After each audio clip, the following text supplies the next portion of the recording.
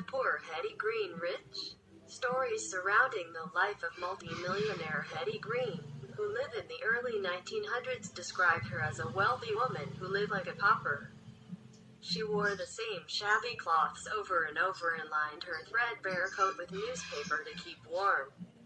She frequently traveled a considerable distance to a grocery store that sold broken cookies because they were cheaper. Hetty's stinginess is reputed even to have cost her son, Ned, his leg. At the age of 14, he dislocated his knee in a sledding accident, but Hetty refused to take him to a hospital. Instead, she tried to thread the injury herself and by taking him to free medical clinics. In the end, his leg has to be amputated. When she died in 1916, her estate was worth $100 million. The equivalent of many billion in today's dollars. But she had refused to use her money, instead hoarding it obsessively. She had the resources to live well, but she didn't use them.